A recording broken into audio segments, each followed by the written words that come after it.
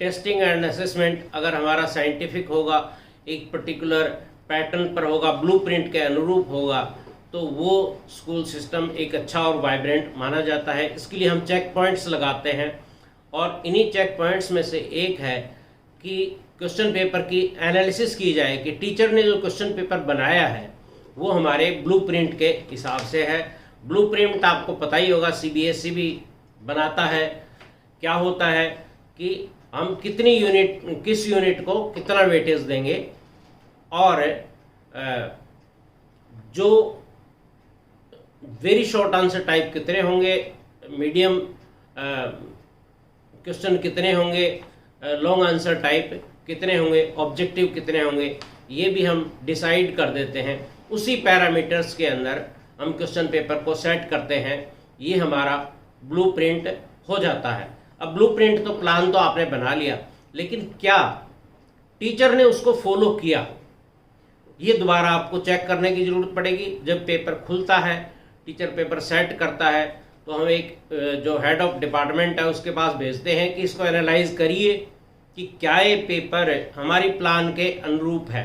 इस लेवल पे भी जब चेक होगा तो टीचर पेपर अच्छा बनाएंगे।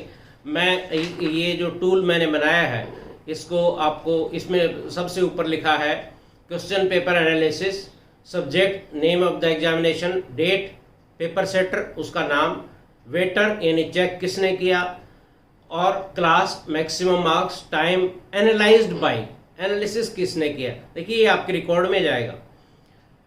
अब है chapter wise distribution, name of the unit, marks allotted, और मार्क्स अलॉटेड आपने क्यों किए उस यूनिट को, क्योंकि आमतौर पे जब हम ब्लूप्रिंट बनाते हैं तो जो यूनिट आगे तक काम आने वाली होती है उनको ज़्यादा वेटेज दिया जाता है, और जो यूनिट रिपीट नहीं होंगी उनको थोड़ा कम वेटेज। जैसे डेटा हैंडलिंग है, ये क्लास 1 से शुरू हो जाता है, 12 तक जाता है। नंबर सिस्टम है, वो आखिर तक जाता है।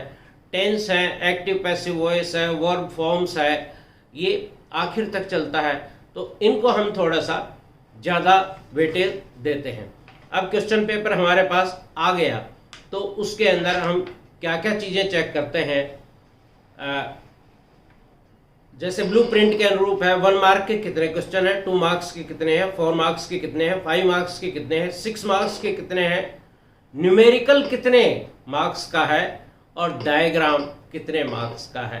ये आपको नीचे भरना होता है। फिर कमेंट देना है, अगर आपको कहीं पे कोई ऑब्जर्वेशन है तो वो यहाँ लिख देना है। इसके बाद डिफ़िकल्टी लेवल वेटेज, डिफ़िकल्टी यानी very easy, easy, medium difficult, difficult और वेरी डिफ़िकल्ट, ये इस तरह के क्वेश्चन कितने कितने हैं ये बताया गया है। और फिर आखिर में कुछ क्वेश्चन पूछे गए हैं, does the paper offer passage to an average student, यानी जो एक एवरेज बच्चा है वो उसमें आसानी से पास हो जाएगा क्या, उसके कॉन्फिडेंस को धक्का तो नहीं पहुंचेगा। फिर दूसरा है, does the question paper on the other side challenge an intelligent student, जो बच्चे अच्छा करते हैं उसको चैलेंज भी होना चाहिए।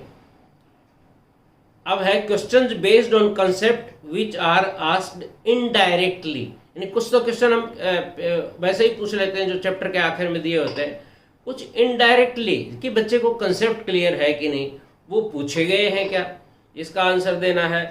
और आखिरी क्वेश्चन है, is the question paper mainly drawn from a particular source, mention if yes, और फिर नीचे ओवरऑल कमेंट्स और सिग्नेचर। ये आखिरी बात मैंने क्यों कही, कई बार क्या होता है टीचर्स के ऊपर पेपर सेटिंग का जब नोटिस आ जाता है तो जल्दी में इंटरनेट पर कोई सैम्पल पेपर देख लेते हैं और उस पर स्कूल का नाम लिख के उसको सबमिट कर देते हैं। तो ये ज़रूरी नहीं है कि वो ब्लूप्रिंट के अनुरूप हो, एक तो ये है। दूसरा, कई टीचर ऐसा भी कर लेते हैं कि मान लीजिए किसी और स्कूल का या पिछले कुछ सालों का पेपर है, उसको उठा करके उसमें थोड़ा सा सीरियल चेंज करके क्वेश्चन का वही क्वेश्चन पेपर देंगे। तो इस चीज़ से बचने के लिए हम ये क्वेश्चन पेपर एनालिसिस करते हैं कि क्या हम अपनी प्लान के अनुरूप ही एग्ज़ाम ले रहे हैं।